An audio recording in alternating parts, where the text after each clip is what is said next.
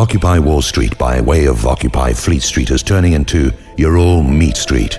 As expected, the forces of the last gasp have dispatched their faceless assault bots with their black motorcycle helmets into the parks, plazas and sidewalks of this debauched culture and looted landscape into the dying cities of materialism on their homeward bound course, which is the eventual destiny of this particular format, marching onto its own particular entropy with its final destination. Imperialism has its denouement, as do all of the other temporary forms grafted onto the original tribal state.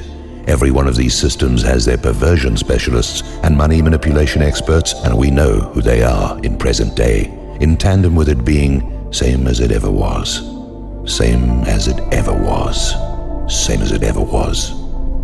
The police and the military work for the money men. The perversion specialists warp the cultures through facetious and gratuitous laws that transform perception by legal decree. It's the law. It must be right. The police and military are those whose conscience has adapted into the performance of any and every outrage in exchange for a paycheck. They're enforcing the law, and the law must be right. Meanwhile, there are those in the police and military who still retain a semblance of conscience and know that they are being screwed the same way as those they are hammering with their batons. In this time of awakening, many with guns in their hands are waking up to the injustices of torture and murder of the goat herders and villagers in foreign lands. They did it for the bankers and the bankrupt slogans, whether it be Semper Fi, Sieg Heil, or In Hoc Signo Vinces. There are no parasites as insidious, vile, venal, and cold as the bankers. They are the original Satanists. Stop the bankers, and you stop the clocks. You stop the wars. You stop the poverty. You stop the inequality. You stop every evil financed by them, and they are considerable. It's a simple thing. The same way that the war against the Muslims is about Muslim bankers not charging interest because usury is the king of pain in the lands of the oppressed that extend from sea to poison sea. Also courtesy of the bankers who never met an environmental disaster that they didn't like. First they destroy it, and then they muster another industry that pretends to clean it up. They manufacture diseases in order to make the practice of medicine a high-profit industry. They manufacture laws that make the private prison industry a high-profit scam. They destroy the educational system to graduate ignorance and stupidity for the purpose of assimilating propaganda and social control. They take every potentially good thing and rework it for maximum profit. They outlaw every positive methodology to destroy the possibility of competition with the varieties of bad shit that interface with all kinds of other bad shit that has put us all in the shit where we are now. It's a simple thing, people. Let's look at the pharmaceutical industry by example. The pharmaceutical industry kills and makes infirm more people than the illegal drug industry has ever done since back in the day when they were providing all the drugs they are now illegal.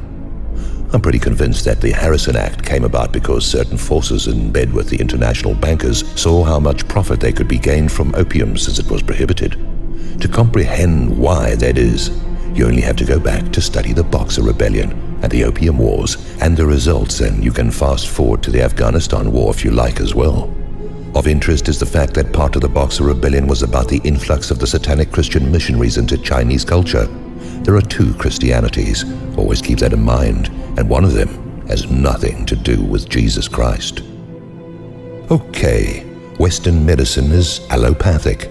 That means it treats the symptoms and not the cause. Who is the biggest purveyor of symptom suppressants and sundry?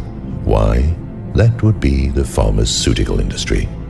Who profits from shutting down all natural healing techniques and substances? Why, that would be the pharmaceutical industry. I want to show you how wide the net of vicious enterprise extends. I suppose I am speculating a bit here now, but given all we know, it sounds as plausible as anything. What industry is most responsible for poor health in the part of the Western populations? That would be the food industry, in tandem with the chemical industry. Isn't the pharmaceutical part of the chemical industry? The food industry employs researchers and scientists to mess around with the dynamics of Lady Nature. They employ financial experts to figure out how to lower costs and to maximize profits, which means using palm oil and soy oil instead of the more expensive but healthier components. Now, consider the sweetener substitutes that I don't really have to get into. Extrapolate out into genetically modified foods and let your imagination take you on an excursion of speculation. Now, consider that those who invest in the food industry or almost certainly involved in the pharmaceutical industry and the medical industry, and you can suppose, assume, or outright claim that there is little doubt that they make food which makes people sick, to send profits to another arm of the blood-sucking octopus that straddles the globe. But there's no conspiracy. Nah, there's no conspiracy among the money men around the world to maintain this abusive system and to look for new ways to make it worse, if only there is some greater profit to be gained. Every religion except for the one that operates under the Talmud espouses mercy, charity, peacefulness, compassion, and attendant virtues. Yet, what do we see promoted from the pernicious pulpits by the twisted priests of most of them? Why are we in a time of religious wars that serve the interests of bankers? Look at your ministers, people. Look to your philosophers and pundits of the moment who are given so much media face time by the people who own the media for one reason: to keep the truth buried under a land full of lies for the purpose of profit.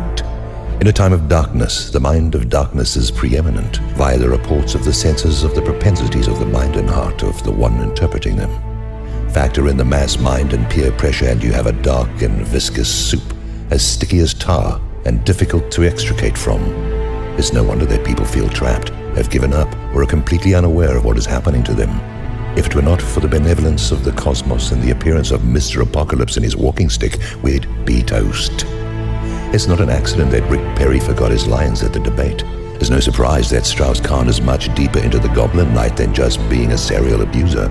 It's no surprise that so many things are coming to light and that the efforts of the damned are being frustrated at every turn. Some would say, no, they had all of this planned a long time ago. This can't be stopped. I beg to differ, and I submit that no one has ever pulled it off in recorded history, and not before that either. It always gets to a place like this first, the place of the summing up. The Sandusky affair, which will prove to connect all over the place to all sorts of people, has been exposed by a tap from Mr. Apocalypse's walking stick. Mr. Apocalypse is dancing across the world's stage like Gene Kelly. He's singing in the rain. He's wearing mirror shades. He's humming an old Robert Johnson tune. He's on his way to the crossroads to collect on some debts. It's a wonderful irony that those who have spent their lifetime putting people into debt and operating off the principle of debt are now going to find themselves very, very deeply in debt and unable to resolve it, except in a most timeless and ancient fashion. It's all under control, and beautifully so. There's nothing unpredictable except for those of us, most of us, who can't predict what is coming because why spoil the surprise?